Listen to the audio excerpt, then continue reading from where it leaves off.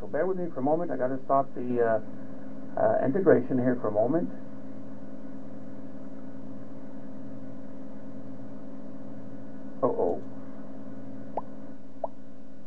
I think I lost my alignment. I hope not.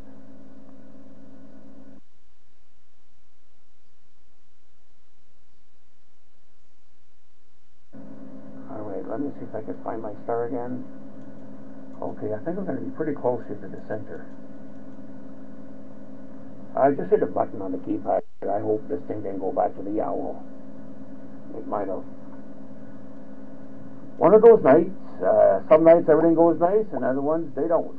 To be expected.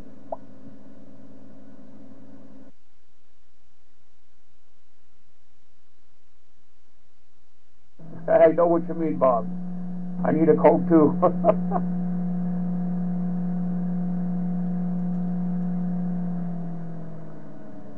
Okay, another 3 seconds, and we're going to get a 35-second exposure. Do we have X50? Yes, dead center of the screen. X50 is presently dead center of the screen. There's 2 faint stars, and around it you see 5 fuzzy, very faint. Actually, the fainter than last night. I'm going to bump up the integration to 40 seconds and see if we could bring it in a little bit more.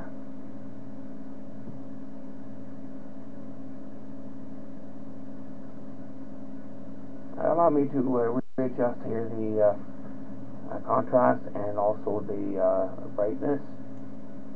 If we make the image a little bit white, okay, here goes the tracking out to lunch again due to the periodic error a little bit, so we're going to have to wait for that to calm down. We see quite a lot of galaxies in there as well, to the left, some to the right, but X50 is pretty well dead center of the screen to the left of those 2 faint stars. We have to wait for the tracking to settle.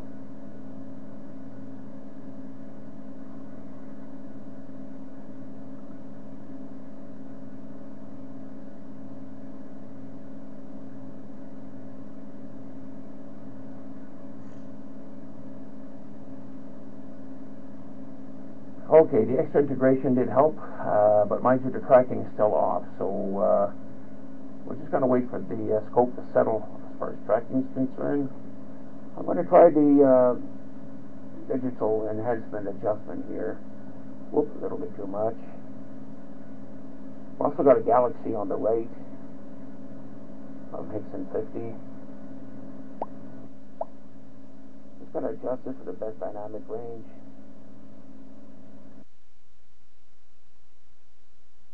Okay, and I'm going to use the brightness here.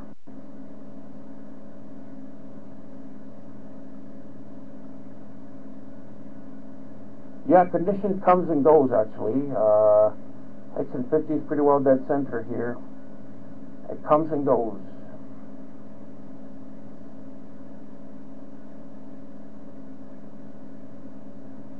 Oh, that's right, Dennis in Montreal. You remember that. Back in 2006 in May, we went up to 6 and 12 seconds. We could see X50 just like a poster, just like an image from Foymount, at Foymount under magnitude 7 skies. Dennis, by the way, the video star party is going to be in July.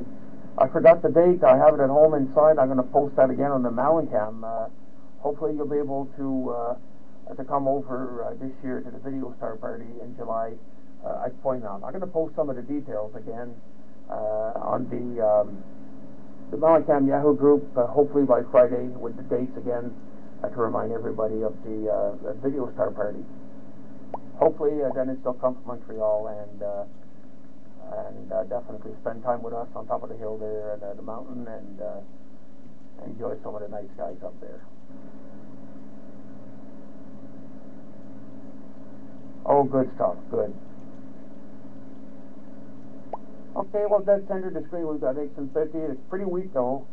Slightly weaker than, yes, bring it Junior, Dennis. It's, I think you're going to have a lot of fun with it at Foymount. Under dark skies, it's going to be unbeatable.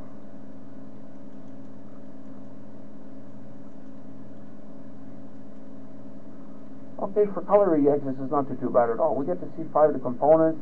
They come and go. Right now, they're fairly strong there, and I do see them fairly well. Not quite as good as last night. Mind you, condition has changed right now. So let me see if I can increase the brightness a little bit. It actually helps, yeah.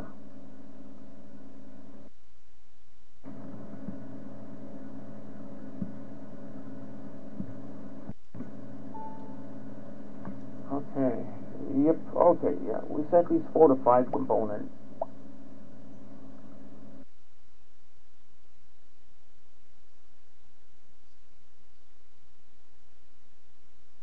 Observing from Montreal is far worse than Ottawa here. I tell you, Dennis. But my neighborhood here, things got worse. My magnitude is about 2.8, 2.5 to 2.8 on average, and that's about it. It has gotten far, far worse.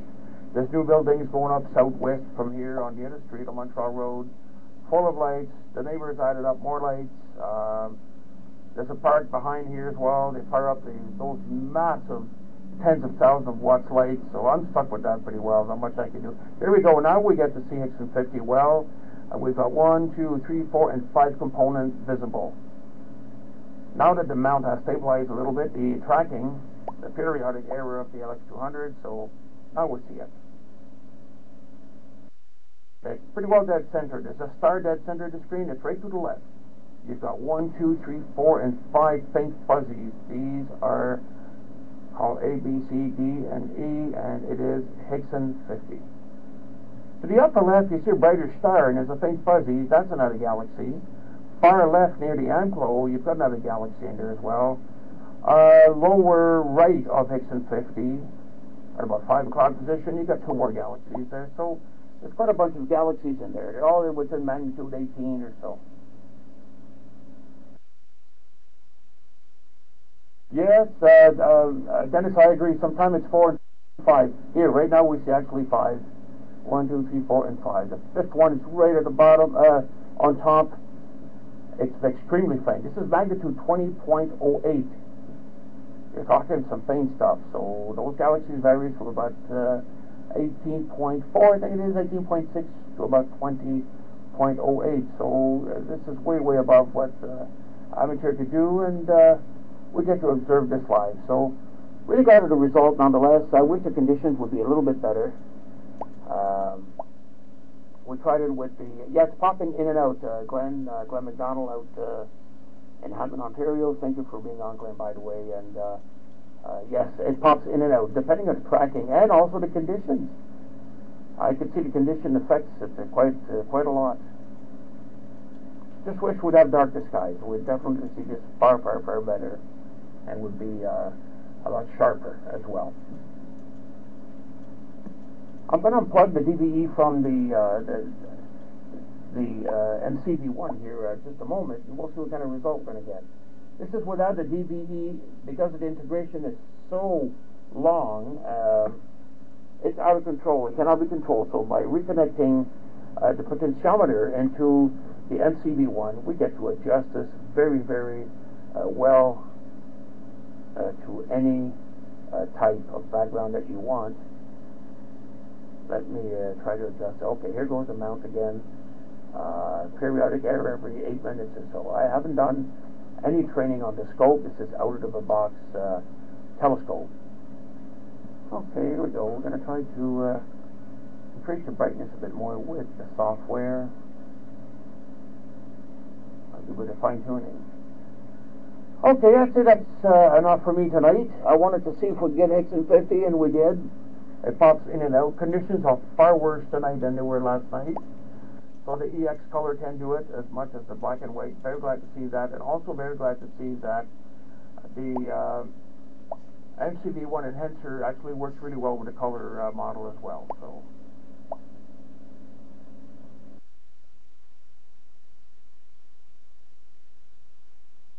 Yes, you can.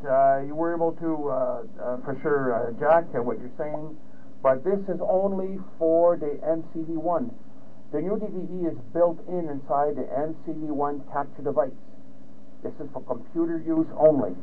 You don't need a DVE to a monitor or anything like that. because the brightness and the dynamic range of a monitor far exceed the one of a capture device. This is why the majority of people demanded to have a DV for their capture device or the computer. So I've talked about it a year and a half ago, 2 years ago, even a year ago on the list, that I was working on something on the MCV-1 capture device when it first came out, and upgrades would be available, and this is what we're working on now. This concludes the test of this device for sure. I'm very, very satisfied how it performs and what it gives us. And production will be starting next week on this unit, and it's going to be available. So the website will be excuse me, updated very soon. And I need to spend a lot more time on that and to increase the information on the website for the signature camera, the X2, the MCV-1 here with the enhancer, and among a few other things. So I would like to thank everyone for participating here tonight. It was a short observation. 4 o'clock comes up pretty quick, and needless to say, today at work I had both eyes in the same socket. I only had 3 hours of sleep last night, so it's time for me to cut it short and, as the old saying goes, hit the hay. Thanks again, everyone, and really glad for the results, and hopefully that next time it's going to be clear. We're going to be broadcasting again. Once again, have a good night, everyone, and thank you very much.